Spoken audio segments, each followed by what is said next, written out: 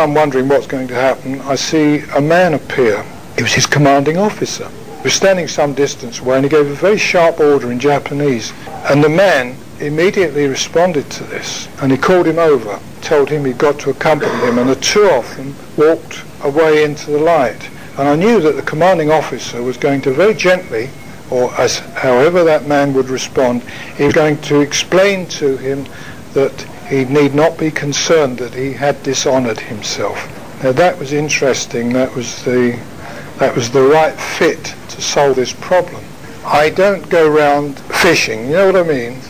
If you said to me, I've got a haunted room, and I would go there and then I would tune into it, but life would be unbearable if I was to go around. Incidentally, that is one of the reasons why we go through this life like horses with blinkers on, because if we were aware of all that was happening around us at other levels, life would be absolutely impossible. Give you a better analogy of that. Put a radio in a room and you can tune it with no outside area. You can tune it to 100 different stations, can't you? So that means that the communication is coming into this room in the form of radiomagnetic waves. The radio set can be used to selectively tune. But supposing you built a radio, and you can do this, so it had flat tuning, it would pick up all the stations at once and it would be sheer cacophony, wouldn't it?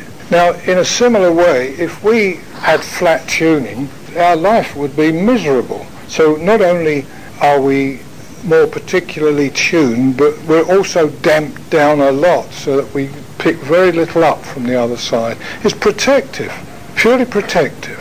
He would have a very difficult time, in all probability. I have released drug addicts, and they have to go through a period of rehabilitation in a way, in the spiritual sense, because their minds have been damaged in a way. They've used them wrongly, and it's necessary to take them out of that. There's no permanent damage done in that sense. The soul itself is intact, but the mind has been misused, and that degree of misuse has got to be eliminated somehow. And so they go through a period of adjustment. I had a case of a lady. The first thing I knew about her, she said, "Where are my children? What's happened to my children?" And she was going on in the most alarming fashion. And so I tried to calm her down and then go through her experience. I saw her leaving her children, going out, buying a fix, and it was adulterated. She went back, injected herself, and died with the two little children there. She didn't realise what had happened, and she was completely and utterly confused, partly from the drug and partly from the suddenness of her death. And when they came eventually, I mean, the children were crying. When somebody came, found her dead, took the children away, she tried to follow them, and she couldn't. And you can imagine her distress. This was holding her back. She wasn't going to leave the earth because of this. Eventually, having gone through this release with her, calmed her down, a woman came to her, and it was a nurse that she recognised. And she said, "Come along with me, dear." The woman was calm enough to actually do this. And she took her along and put her in a hospital ward, in a hospital bed. And she was familiar with that hospital ward and that hospital bed. And she very quickly went into sleep. She was allowed to watch this scene. After she'd gone to sleep, this rather grimy ward began to change, and it became filled with light. And light was beaming in the open windows, and different colours, healing colours. And this woman, when she woke up, would find herself in this wonderful environment, and she would be attended to, you see, and attended on, and it would be explained to her all that had happened to her. So that experience was one particular one. It can do if there's damage done. It may take a period of, it's the mind that's damaged. Take it as a general rule. Take someone who's been in illness for a very long time and suffered grievously, say with a prolonged cancer. When they die, the mind is full of pain. It's full of the memory of pain, isn't it? The feeling that it's so much with the person, and we're exactly the same the moment we pass on as we are here.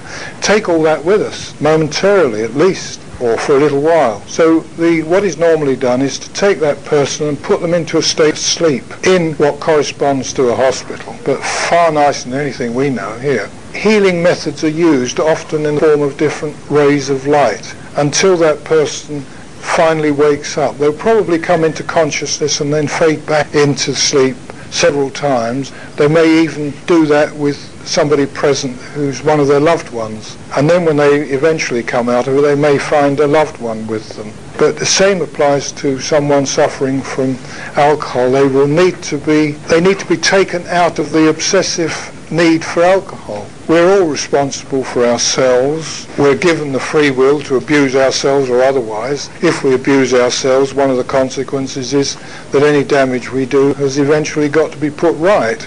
It won't be physical damage you're concerned with, because that's all left behind, but damage to the mind.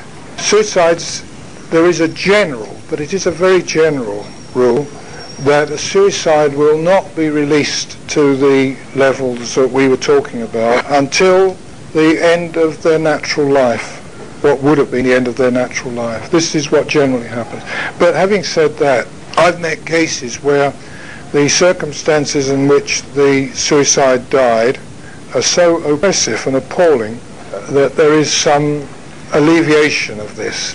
And the other thing I've found is that even if someone is stuck because of suicide, you can help them. You can intercede. You can intercede for them. And if you do this, their plight is ameliorated as far as it can be. I mean, I found a man who gassed himself in a small van with the exhaust, and when I located him, he was on his elbow in a little cell that was no bigger than this. He'd taken this is his mental construction of the place he died in, and he'd taken it with him, and there he was leaning on his elbow, and he was so miserable. And by interceding for him and asking if something could be done, the walls of this cell were dissolved, and he found himself in like a grotto, and he had some freedom to move around in it, and there was some greenery, but not a lot. It corresponded to the level at which he would have to stay for the time being.